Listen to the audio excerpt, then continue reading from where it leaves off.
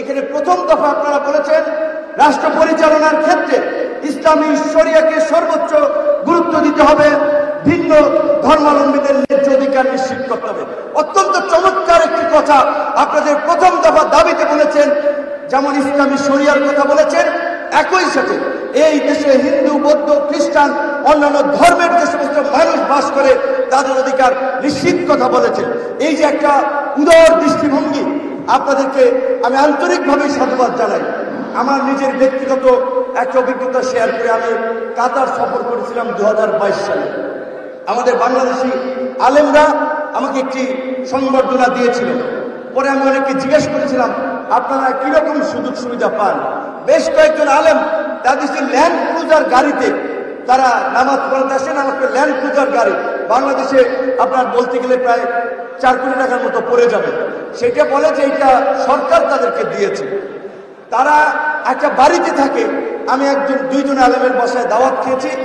ওই একটা বাড়ি, সেটাও মোটামুটি সুন্দর, বেতন পায় 4 থেকে 5 লক্ষ টাকা। মিডল ইস্টে আমাদের দেশের হাফেজরা, আলেমরা। আর আমাদের দেশে আমরা বলি 92% মানুষ মুসলমান। এই দেশের সবচেয়ে উপেক্ষিত আলেম ওলামা, মসজিদের ইমাম মুয়াজ্জিনরা।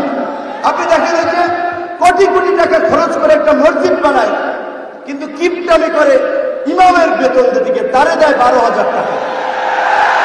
কথা ঠিক কিনা? মুয়াজ্জিনের বেতন দেয় 7,000 টাকা। তো বর্তমানে এই 10-12,000 টাকায় কিংবা এই 8-10,000 টাকায় ইমাম মুয়াজ্জিনদের সম্মানজনকভাবে পরিবার নিয়ে চলাফেরা যায় না, ভরণ পোষণ হয় না।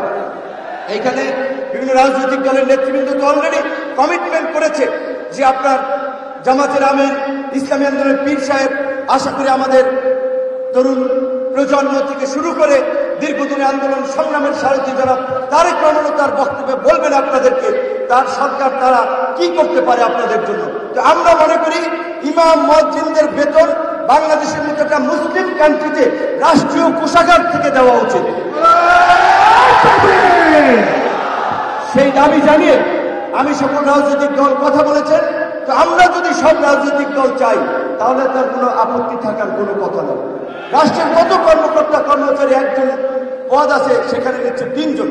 সুতরাং ইমাম মুয়াজ্জিনরা যেন একটা মর্যাদার সাথে জীবনযাপন করতে পারে এবং সমাজের, বিশেষ করে যেই কথাটি আমাদের সিনিয়র নেতৃবৃন্দ বলেছেন যে মসজিদে নববীর উদাহরণ দিয়ে রাষ্ট্র পরিচালনায়, তো আজকের আমরা যে নতুন বাংলাদেশ বিনির্মাণ করতে চাই, গণ অভ্যুত্থান পরবর্তী বাংলাদেশ, সেই বাংলাদেশে আমরা সুদ, ঘুষ, দুর্নীতি, অনিয়ম, অবিচারকে আমরা চাই না।